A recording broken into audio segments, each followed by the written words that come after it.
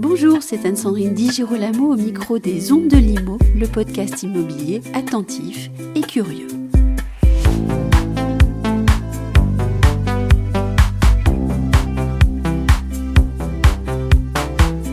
Un invité très spécial, bureaulogue de son état, plume avertie et alerte, œuvrant au Figaro, spécialiste des relations au travail et du bureau, voici le journaliste Quentin Périnel.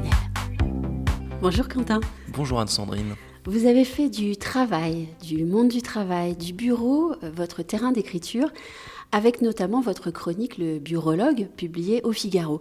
Pourquoi avez-vous fait du travail votre terrain d'écriture ? C'est quelque chose qui était assez naturel en fait, parce que j'ai un parcours, donc des lettres modernes et puis une école de management des médias. Donc en fait, j'hésitais un petit peu entre... j'ai toujours aimé écrire, le journalisme, etc. Mais j'hésitais un peu entre le monde de l'entreprise et les médias. Finalement, je parle du monde de l'entreprise dans les médias, ce qui est finalement une passerelle assez facile, vous allez me dire. Mais en fait, moi, je trouve qu'on passe beaucoup de temps au travail. On passe beaucoup de temps au travail, et on fait tous des choix, des carrières, On passe beaucoup de temps à dormir et à travailler. Exactement, oui. Et de fait, il y a des tas de choses à raconter sur ce qui se passe quand on est au travail, parce qu'on est tous différents, on a des traits de personnalité différents, les relations humaines dans le contexte du travail, c'est des choses moi qui me passionnent, et c'est ça le bureaulogue, c'est être observateur de la vie d'entreprise, de sa propre entreprise, évidemment, parce que c'est ça qui nous nourrit tous les jours, mais aussi de celle de nos amis, de notre famille, et c'est une inspiration sans fin, le monde du travail. Qu'est-ce qui vous guide dans le choix de vos sujets ? Alors ça dépend, parce que le bureaulogue, au début, j'essayais d'étrier les tics de langage dont on est tous, nous concerne absolument tous. Ensuite, c'était les profils, un peu les caractères de la bruyère, mais façon corporate. Et puis maintenant, j'essaie de résoudre des questions existentielles pour le plus grand nombre possible d'actifs. Ça peut être, j'ai envie de me demander une augmentation à mon patron. Comment je peux mettre toutes les chances de mon côté pour avoir une augmentation ? Ça peut être, mon chef est un tyran. Comment est-ce que j'arrive à reprendre le dessus, etc. J'essaie d'isoler des situations, les situations les plus fréquentes possibles pour le plus grand nombre d'actifs possible, en fait. Résoudre le problème. Le bureaulogue, aujourd'hui, résout les problèmes des actifs. Oui, les vicissitudes de la vie de bureau vous passionnent visiblement. Est-ce qu'elles vous amusent ou est-ce qu'elles vous attristent ?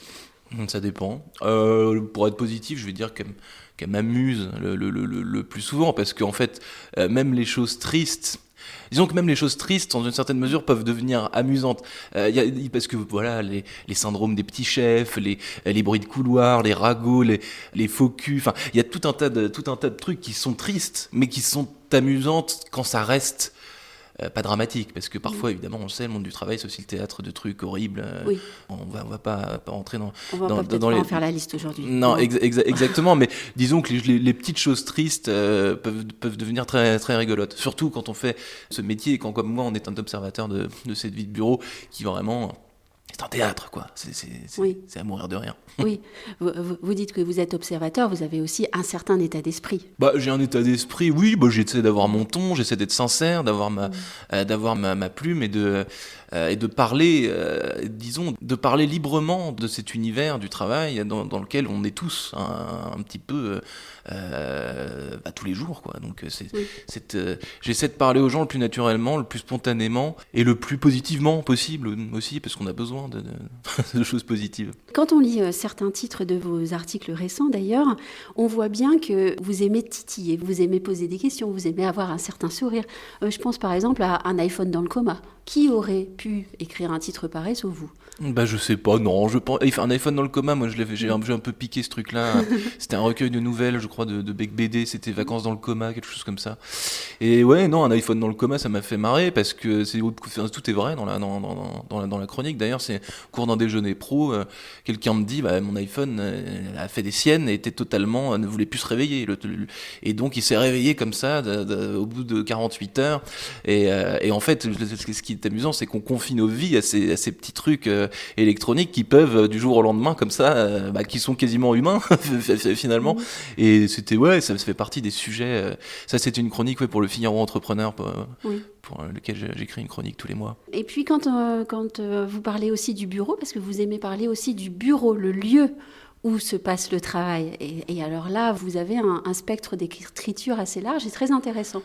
Bah oui, parce que le bureau, c'est un peu de l'immobilier, hein, l'immobilier de bureau. Comme là, en ce moment, il y a des grandes mutations qui évoluent. On veut monter plus vraiment.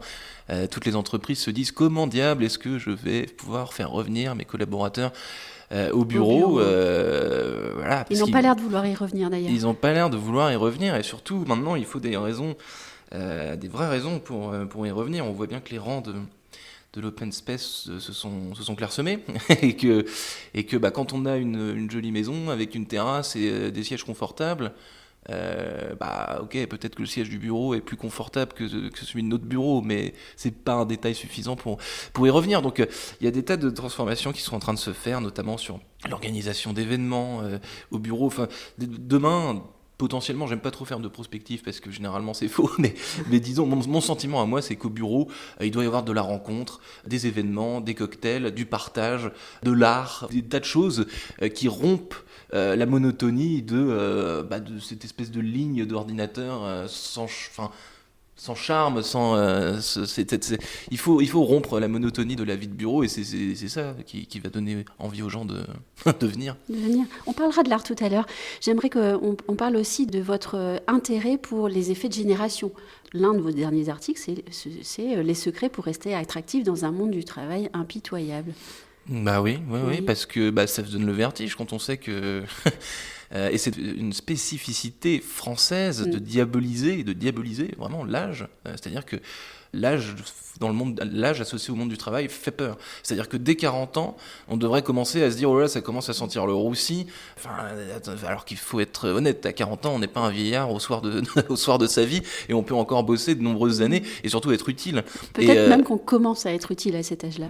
Parce qu'on a, on a terminé sa formation, à 40 ans, à 45 ans, on a eu une expérience, on a du recul, on connaît ses défauts, ses qualités, et puis on a normalement une maturité qui permet justement des jeunes générations de les inspirer, parce que c'est super important quand on est jeune, d'aller au bureau quand on est jeune, ça passe aussi par ça, d'avoir un mentor, d'avoir quelqu'un qui donne envie, qu'on se bouge pour lui, quelqu'un qu'on admire quelque part.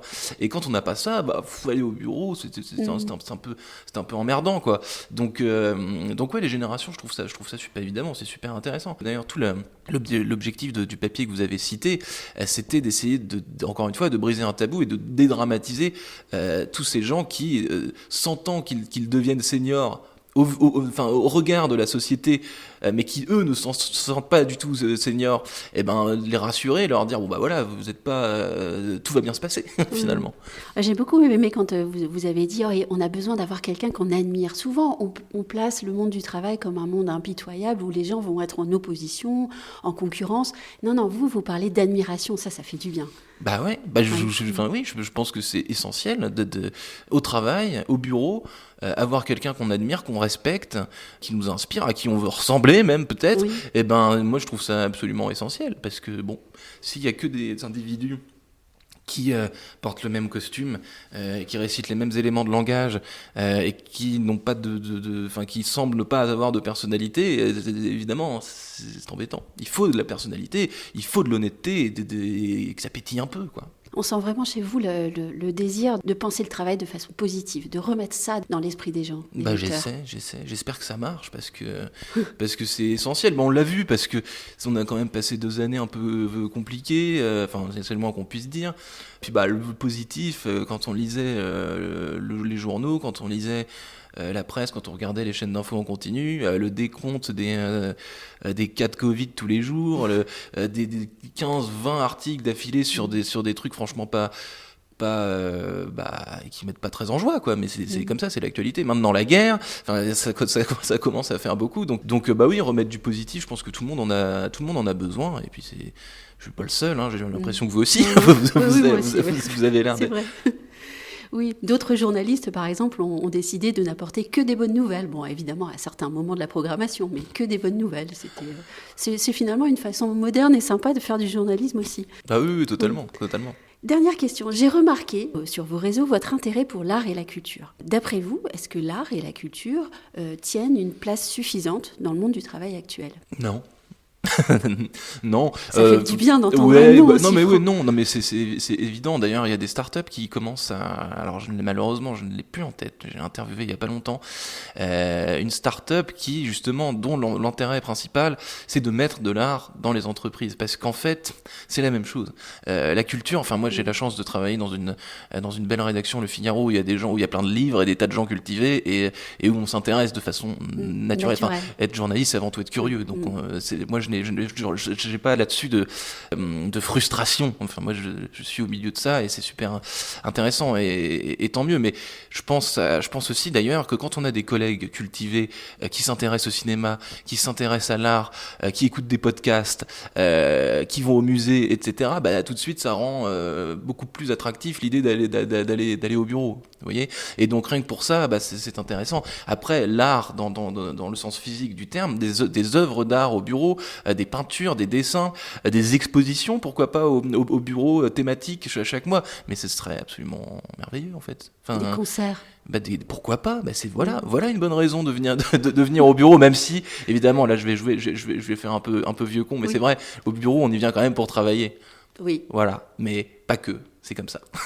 On y vient pour travailler, mais pourquoi pas aussi y venir parce qu'il y a un sens. Oui. Et le sens est donné par l'art, par la culture, par tout ça. Bien sûr, oui, bien sûr. Avoir des bibliothèques, moi, encore une fois, j'ai plein de livres évidemment là où je travaille, mais une autre entreprise, ça serait sympa d'avoir chacun amène des lectures qui l'ont galvanisé ces derniers mois, et puis on partage un peu comme ce qu'a lancé Eric Orsena, l'espèce de bibliothèque en ville, dans des communes où chacun met des bouquins comme ça, offre des livres qu'il a déjà lus, et puis on se sert, et puis voilà, c'est ça la beauté aussi de la culture et du partage. Et puis ça apaise. Absolument. Le Bureaulogue existe au Figaro depuis 2017, si je ne me trompe pas. C'est ça. Ouais, C'était le Bureaulogue, c'est un concept marrant. Bah, c'était avec Étienne de Montetti, qui est directeur du Figaro littéraire, qu'on avait un peu brainstormé pour essayer de trouver une appellation un peu marrante et qui fasse mouche pour ces sujets de bureaulogie. Puis on avait pensé, Bureaulogue, ça sonne vachement bien finalement. Et cette chronique a déjà beaucoup évolué. Est-ce que vous avez des idées de ce que sera le Bureaulogue l'année prochaine, les années suivantes ? Le Bureaulogue est ce qu'il est dans sa forme actuelle depuis assez peu de temps, depuis quelques mois seulement, donc il va le rester encore, je pense, pendant quelques temps, mais c'est vrai que et puis le Bureaulogue peut aussi faire autre chose à côté, il peut se dupliquer, il peut faire des tas de trucs, on verra. Tiens, et qu'est-ce qu'il fait Quentin Périnel à côté du Bureaulogue alors ? À côté du Bureaulogue, il anime le Talk Décideur du Figaro, qui est une émission j'ai trois personnalités de l'économie que j'interviewe chaque semaine en visio, parce qu'en fait au début j'étais obligé. En mars 2020, confinement oblige, beaucoup s'arrêtent de travailler, donc les plateaux télé ferment pendant quelques temps.